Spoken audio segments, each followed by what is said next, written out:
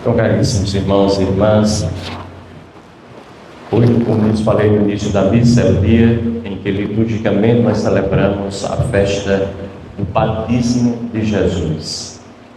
Essa festa é importante e ela ganha contornos significativos para nós porque nos permite lembrarmos do nosso batismo.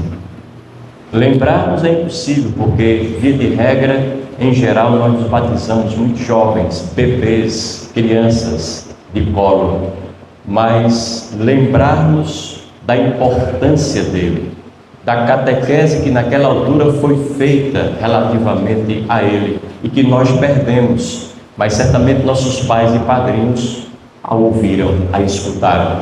Essa é a hora da gente escutar sobre o significado do batismo da gente, pelo menos aquilo que de modo geral pode ser importante e relevante na nossa caminhada de fé. Então o batismo de Jesus possibilita nos lembrarmos do nosso, nos leva a refletir sobre duas coisas na nossa vida: a nossa identidade verdadeira e a nossa missão.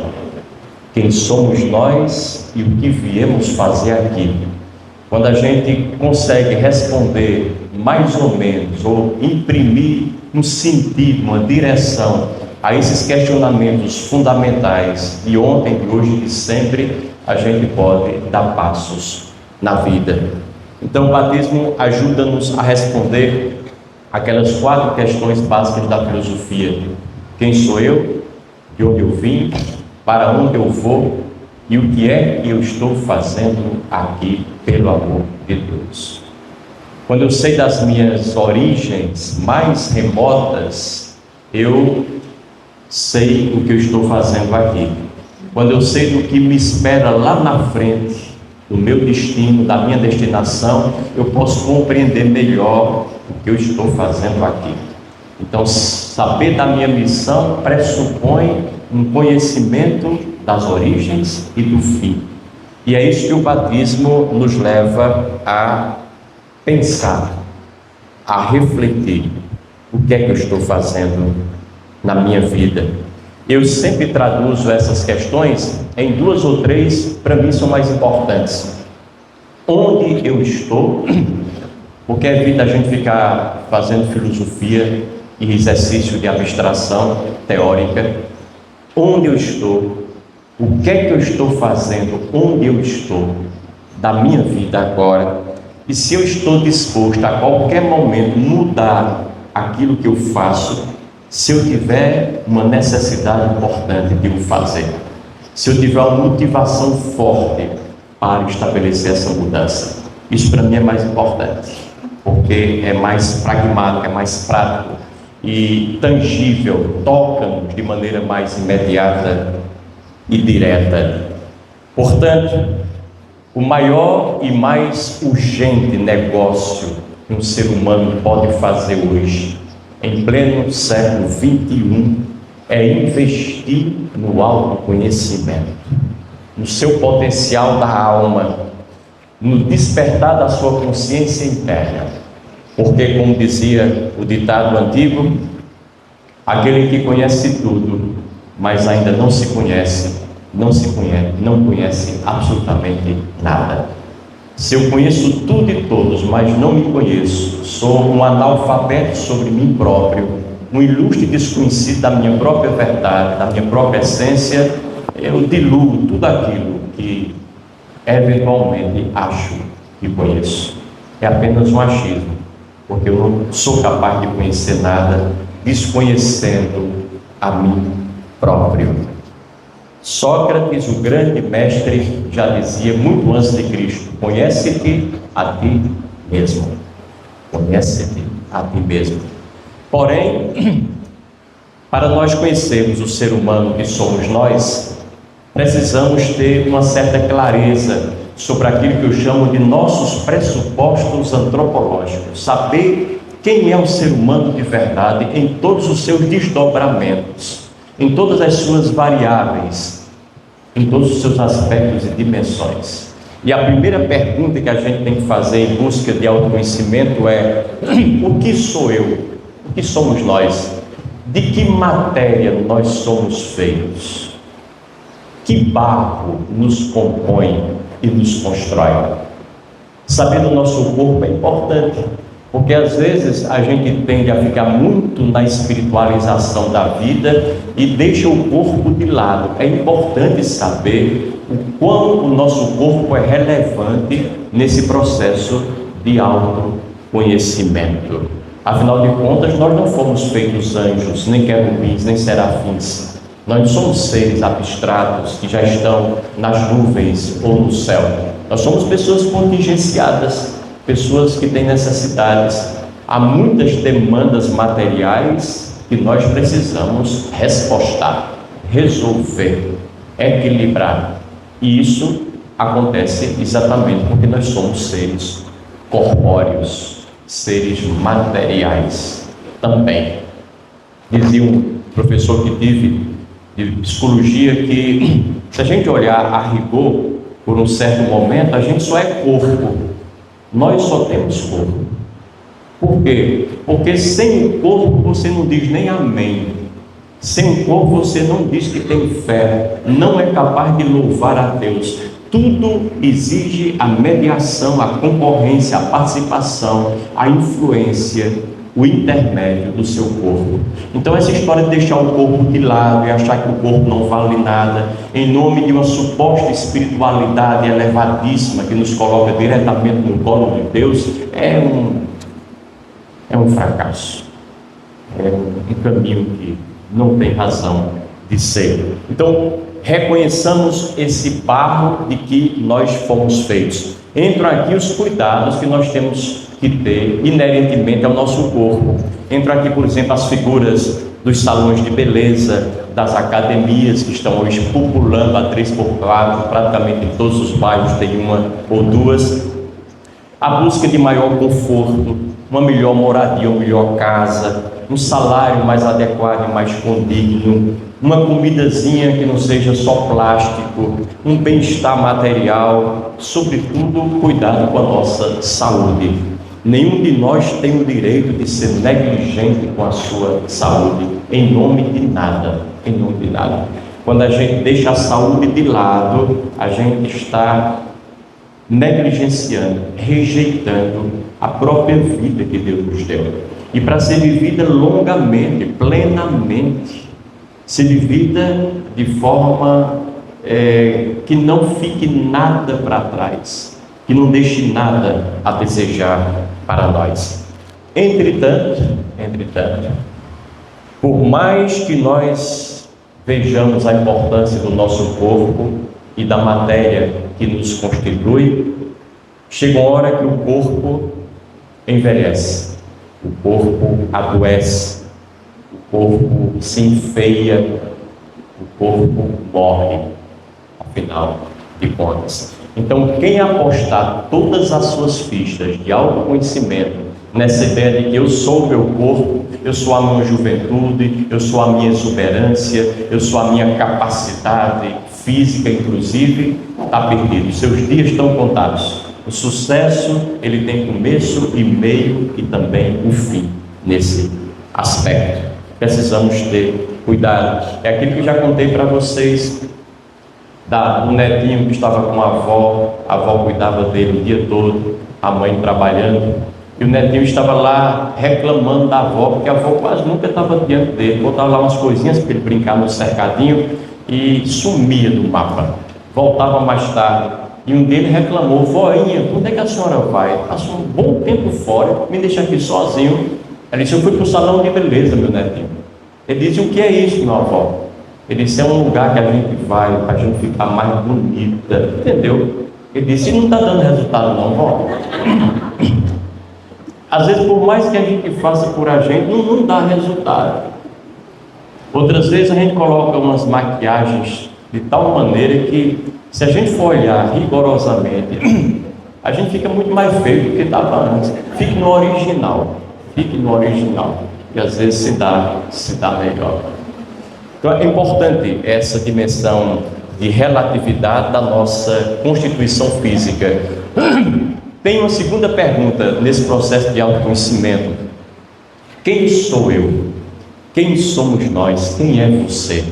Essa é a pergunta geralmente feita pela psicologia, pela sociologia e outras ciências afins. Trata-se de conhecermos a nossa dimensão psíquica, emocional, relacional. Há aqui a tentação de uma identificação com outras pessoas. E é preciso que a gente comece a entrar nesse processo de desidentificação, deixar de lado aquilo que não é a gente e assumir somente aquilo que nos faz. Entregar as partes dos outros que nós tomamos como coisa nossa a eles, aos seus respectivos donos e donas, e não misturar, confundir, fundir muito uma coisa na outra. Então entra aqui os sentimentos, as emoções, os relacionamentos, a amizade, o amor, o afeto, tudo entra nessa dimensão. Enfim, o universo das nossas relações. Porém, quem apostar nesse processo de autoconhecimento apenas nas relações com os outros, também tem os dias contados. Por quê? Porque as emoções passam, elas se alteram, elas se modificam. Uma pessoa que nos emocionou favoravelmente de manhã pode não mais nos emocionar favoravelmente do meio da tarde para a noite. E a gente sabe exatamente do que eu estou falando. Às vezes a gente amanhece tão animado com uma pessoa e vai dormir tão desanimado com essa pessoa. A vida é assim. Mostra a vulnerabilidade, a flutuação das nossas emoções e dos nossos sentimentos. Logo, não são confiáveis. Não são confiáveis de verdade. Sentimentos mudam, relações acabam, relações se frustram, relações decepcionam, minguam, relações exigem de nós um posicionamento novo e assim por diante. Então é preciso que a gente tenha cuidado para não se misturar muito, não absolutizar as nossas relações interpessoais, sejam os pais com os filhos ou vice-versa, seja o marido com a esposa, os dois com seus filhos, sejam irmãos com irmãos, amigos do peito com amigos. Vale a pena a gente sempre dizer que eles são eles e eu sou eu. E se a gente não fizer isso como exercício cotidiano, a tendência é que a gente sucumba diante da tentação majoritária, recorrente da fusão, da identificação, o que não é nada positivo. Pode ser, inclusive, dependendo de como isso se apresenta, uma patologia séria que precisa de intervenção médica, por exemplo. E a gente não quer chegar nesse nível. Um dia eu aprendi de um monge um exercício que eu faço, já fiz mais vezes, agora faço menos, mas continuo fazendo de vez em quando. Um exercício para libertar o coração da gente dessa tentação do apego exagerado a uma pessoa. O exercício é: você não precisa dessa pessoa diante de você, nem precisa falar a ela nada, apenas esteja na sua casa, de preferência sozinho, num lugar tranquilo, silencioso, e com calma feche os seus olhos ali sentadinho e traga aquela pessoa a quem você tem um bem muito grande, com quem você tem, quem sabe, uma tentação de identificação exagerada, doentia. Traga essa pessoa para frente e diga assim para ela, na sua cabeça, no seu pensamento, na sua emoção: olha, você é muito importante para mim, você é muito querida, é muito amada, valiosíssima na minha vida, mas você não sou eu, sua vida não é a minha. Você e eu temos vidas, histórias e destinos diferentes. Então, pelo amor de Deus, cumpra o seu destino, faça o seu trilho, tome o seu caminho e seja feliz. É um exercício doloroso. Eu me lembro que às vezes que eu fazia isso, lembrando-me de algumas pessoas e colocando-as ali, no princípio, dava vontade de chorar, e efetivamente eu chorava. Parecia muito verdadeiro, mas é necessário. desprender-se das pessoas para evitar os excessos, os exageros que são sempre patológicos, são sempre doentios. Lembre-me daquela história que também vocês já conhecem, o mito dos 7 loucos, uma história hindu, é um conto, que tinha 7 loucos que estavam lá no quarto de um deles, todos amontoados, uns por cima dos outros, misturados, literalmente.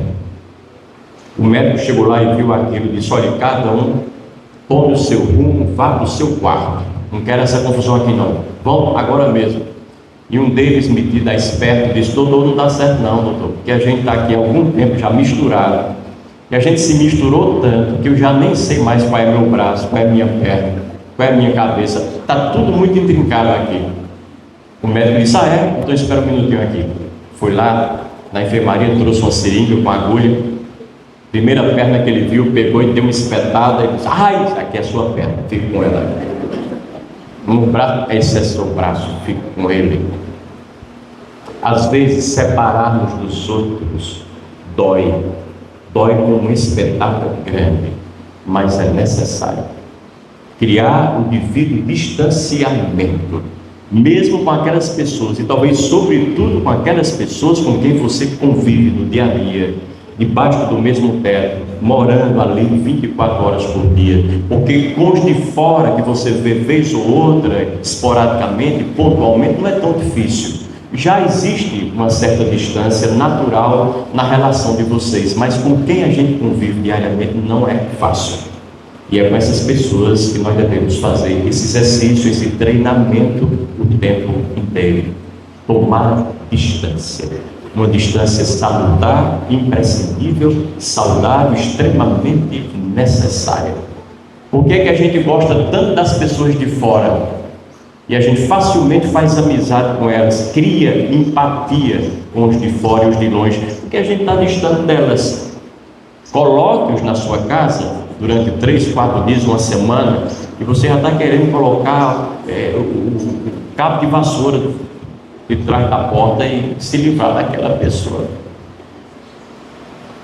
É preciso que nós criemos distância, uma distância que não significa um abandono, não significa uma rejeição nem de perto nem de longe, significa um espaço saudável onde eu possa me enxergar diferente das pessoas com quem eu convivo, saber que eu sou eu, meu pai é meu pai, meu irmãozinho que está sofrendo tanto agora é meu irmão. Se eu fizesse as opções que ele fez, eu talvez estivesse sofrendo do mesmo jeito que ele, mas eu fiz opções diferentes, porque eu sou eu e ele é ele. Os mesmos conselhos que eu ouvi de meu pai e de minha mãe, ele também ouviu, só que eu dei vazão para um lado e ele deu vazão para outro. Então não devemos ter essa identificação, muito menos essa pena, essa dó, compaixão exagerada dos outros, querendo resolver a situação deles como se fosse nossa, porque não é nossa. Nós fizemos opções diferentes, nossas escolhas são diferentes, e as escolhas que ele fez, iguais às que eu fiz, são escolhas pessoais, fazem parte da minha liberdade, como fizeram parte da liberdade dele. E todo mundo tem o direito de escolher o caminho que quer caminhar, mas também tem o direito sagrado a receber do universo as respostas e as consequências da opção e das escolhas que fez. Então eu não posso tirar essa resposta que ele recebeu com aquela doençazinha, aquela dificuldade, que não fui eu quem procurei, não fui eu quem cavei, não fui eu quem construí. Eu tenho as minhas outras respostas, as minhas outras questões, e eu tenho que aprender a lidar com elas. Mas a dele, a dela, são questões que não me pertencem diretamente. Eu posso ser solidário? Posso.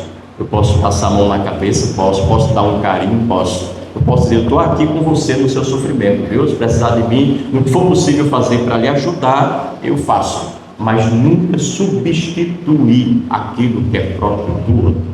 E esse é o elemento doentio, quando a gente se funde, se confunde ou se identifica exacerbadamente com outras pessoas e com todas as suas demandas. Isso não é nada bom.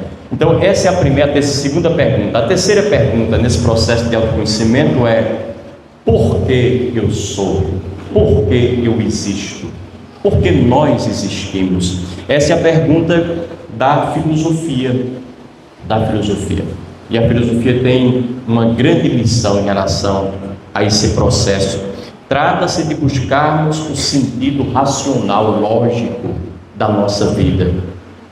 E aqui reside um enorme perigo da gente se identificar demasiadamente com os pensamentos da gente. Isso tem acontecido recorrentemente. Lembrem-se do grande filósofo Descartes, que dizia: penso, logo existo. É o contrário. Eu penso porque eu existo. Eu não existo porque eu penso. Porque eu existo, porque eu sou, porque eu estou vivo e me relaciono, é que eu penso qualquer coisa ou dispenso qualquer coisa. Nunca nos confundamos com os nossos pensamentos, nunca valorizemos demais a nossa inteligência racional, porque também aqui tem um perigo muito grande. A diferença entre um gênio e um louco é só uma pancadazinha na cabeça. Se a queda for maior, você de gênio passa a ser um débil mental, que não sabe absolutamente nada. É um bom de primeira.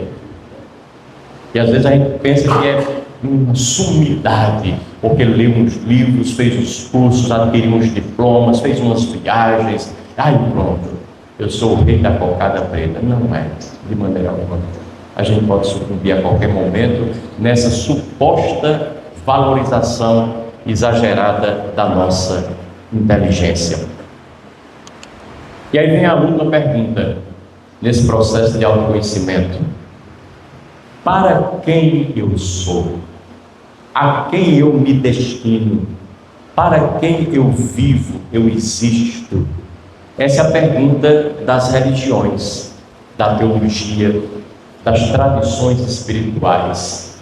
E essa pergunta, ela é fundamental. Trata-se de nós reconhecermos a nossa ligação com a essência. Lembre-se de Jesus Cristo, que dizia: eu sou a videira e vós sois os ramos. Nós não somos, nem de perto nem de longe, explicação de nós próprios. Nenhum de nós é dono da sua vida. A gente não sabe minimamente decifrar como é que a gente chegou aqui. Minimamente. Por mais estudos que haja, por mais investigação científica, por mais que aquelas pessoas sejam credibilitadas, elas não podem dizer além daquilo que a sua ignorância sobre o mistério da vida é capaz de atinar. Não sabe, não somos donos do nosso corpo, nem de nada sobre nós. Alguém que diz: não, eu posso abortar à vontade, porque quem manda no meu corpo sou eu. Tá bom, então se você manda no seu corpo, comece a mandar. Me diga aí, como é que suas unhas crescem? O que você faz para elas crescerem? Dormindo e acordar? E seu coração, quem foi que deu corda nele? Onde é que está a bateria dele para que ele possa pulsar o tempo inteiro por décadas sem fim? E seu cabelo, por que ele cresce? Por que ele cai? É muito importante que a gente perceba que a gente é ignorante, é impotente em relação aos mistérios básicos da existência humana. Então não acreditemos que nós somos mais do que somos, porque não somos. Resultado: nós podemos viver sem os porquês, sem o quem, mas não podemos viver sem o para quê. O para quem? Essa é a pergunta fundamental. E é nesse sentido que entra aqui o verdadeiro significado do batismo. Quando nós encontramos alguém apaixonado, vocês já viram essa experiência, já tiveram pessoalmente, a gente logo diz: ele tem alguém na vida dele. É uma coisa que não se pode não revelar. A paixão, o envolvimento afetivo, quando ele é grande e verdadeiro, ele vai mostrando sinais. E a gente vai vendo: alguma coisa está acontecendo com aquela pessoa, está tão aérea agora, mudou tanto, tem alguém na vida dela.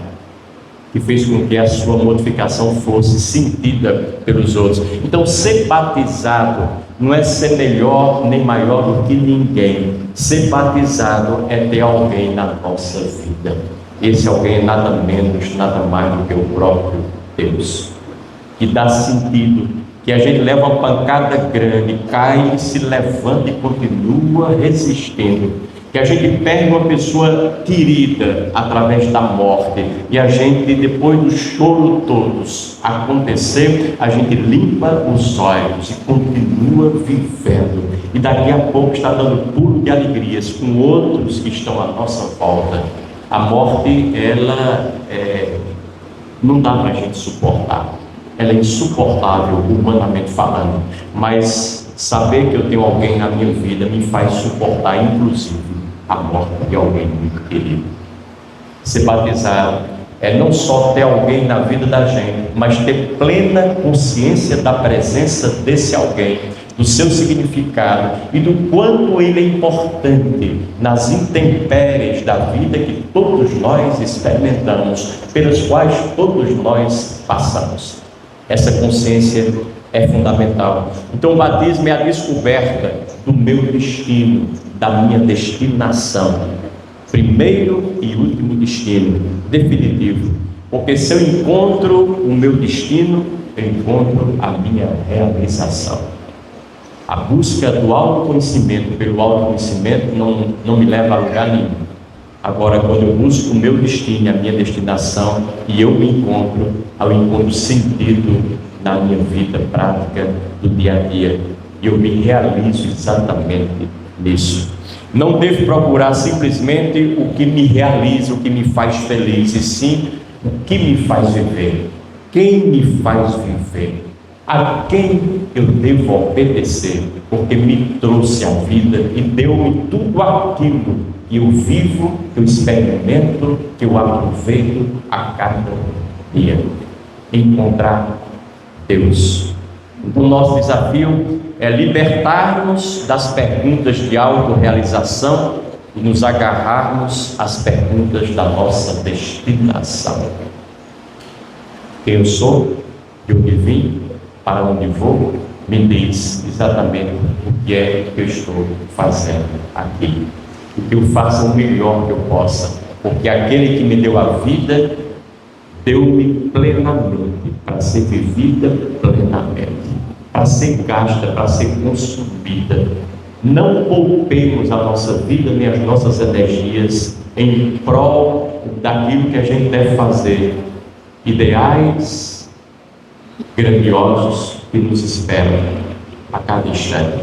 Tem gente que se poupa muito. Não, estou me poupando, o sol está muito forte, não vou não. Como o sol é forte a maior parte do ano, você passa a maior parte do ano sem ir, sem fazer nada. Não, e agora está chovendo, com essa neblina, eu vou pegar uma gripe. É muito comum a gente pegar gripe quando chove. Aí, como nesses 3, 4 meses está sempre ameaçando chover, você não faz nada por 3, 4 meses. Não, já estou no meio do ano, começar as coisas no meio é tão ruim. Não deixar chegar ao final do ano, depois vem 2027, aí sim, a gente pode começar isso. Não espere, não protele, não procrastine, não empurre com a barriga aquilo que é importante de se fazer, que a vida já colocou na sua cabeça, despertou seu coração para aquilo. Faça, agarre e faça. Mais uma vez digo, não poupe a sua vida. Você está poupando para quê? Para outra encarnação?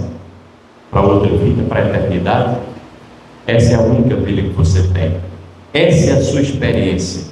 Esse é o seu expediente. Essa é a sua oportunidade. Essa é a sua chance. Essa é a sua vez.